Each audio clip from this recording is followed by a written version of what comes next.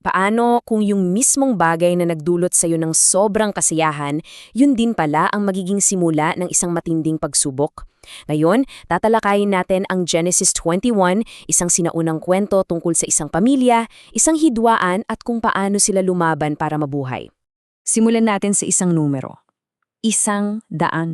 Yan ang edad ni Abraham nang isilang ang anak niyang si Isaac. 100 years old. Sa tingin niyo, sino mag-aakala na posible pa yun, 'di ba? Pero, dyan mismo nagsisimula ang lahat sa isang pangakong natupad sa pinaka-imposibleng pagkakataon. So, punta muna tayo sa unang bahagi. Ito yung part na puro saya. Ito ang katuparan ng isang pangakong matagal na nilang hinintay, na sa wakas ay nagkatotoo na pala para kay Abraham at Sarah. Grabe ang nararamdamang saya ni Sarah. Sa sobrang saya niya, ipinangangalan niya yung anak niyang Isaac. Alam niyo ba kung anong ibig sabihin nun? Siya ay tumatawa. Para kay Sarah, parang sinasabi niya, pinatawan ako ng Diyos at sigurado ako lahat na makakarinig ng kwento ko makikitawa rin. At syempre, habang lumalaki si Isaac, kaya nga ng celebration. Kaya naman, si Abraham nagpa-fiesta. Isang malaking handaan. Ito yung masasabi mong peak happiness ng pamilya. Perfect na sana ang lahat. Yun nga lang, hindi nila alam na yung perfect moment na yun, malapit na palang basag. At dito na tayo papasok sa ikalawang yugto. Isang pamilyang nahati. Kasi yung tawanan, yung pagdiriwang, biglang napalitan ng gulo at hindi kung saan-saan, kundi sa loob mismo ng tahanan nila. Ano bang pinagsimulan ng lahat? Eto na. Nakita ni Sarah si Ishmael, yung panganay na anak ni Abraham, na tinutuya o pinagtatawanan si Isaac. Isipin mo, yung tawa na dating simbolo ng saya, ngayon, naging sandata ng panunuya. Naging isang banta sa posisyon ni Isaac. At si Sarah? Nako, hindi niya ito pinalampas. Agad-agad ang utos niya kay Abraham, palayasin mo sila. Walang paligoy-ligoy. Para sa kanya, malinaw ang laban, hindi pwedeng may kahati si Isaac sa mana. Period. So, eto na yung conflict, 'di ba? Sa isang corner, si Isaac, anak ni Sarah, ang promised heir.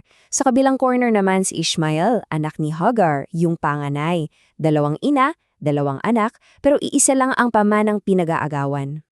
Grabe yung bigat para kay Abraham. Paano mo naman itataboy ang sarili mong dugot laman?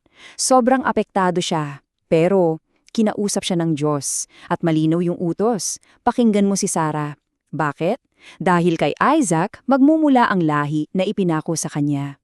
Pero hindi naman tuluyang pinabayaan si Ishmael. May pangako rin para sa kanya, na siya man ay gagawing isang malaking bansa. Okay, yugtong bilang 3. Dito na yung masakit na part, ang pagkatapon sa disyerto. Tingnan natin diyan kung anong sinapit ni Hagar at Ishmael matapos silang paalisin. Ito na, pinaalis sila, baon lang ay kaunting tinapay at isang sisidlan ng tubig. Nagpagala-gala sila sa desyerto hanggang sa naubos yung tubig. Dito na gumuho ang mundo ni Hagar. Sumuko na siya. Inilagay niyang anak niya sa ilalim ng isang halaman, tapos lumayo siya. Bakit? Dahil hindi niya kayang panoorin ang sarili niyang anak na mamatay. Yun na yung sukdulan ng kawalan ng pag-asa. Pero, sa gitna ng lahat ng yon, sa pinakamadilim na sandali, may nangyari. Humahagulgol si Hagar sa sobrang sakit. Pero alam niyo kung anong narinig ng Diyos? Hindi ang iyak ni Hagar. Ang narinig niya ay yung iyak ng bata. At doon, dumating ang mensahe ng kaligtasan. Sabi ng anghel, huwag kang matakot. Itayo mo ang bata, hawakan mo siya dahil gagawin ko siyang isang malaking bansa. Familiar ba? Oo. Ito yung parehong pangakong binigay kay Abraham, pero ngayon, binibigay namang para kay Ishmael. Tapos, bigla na lang, minulat ng Diyos ang mga mata ni Hagar. At sa harap niya, anong nakita niya? Isang balon ng tubig. Ganun lang. Yung kaninang sigurado ng kamatayan, biglang naging kaligtasan. Okay, last part na tayo. Ang balon ng sumpaan. So, ligtas na si Hagar at Ishmael. Ngayon, balik tayo kay Abraham.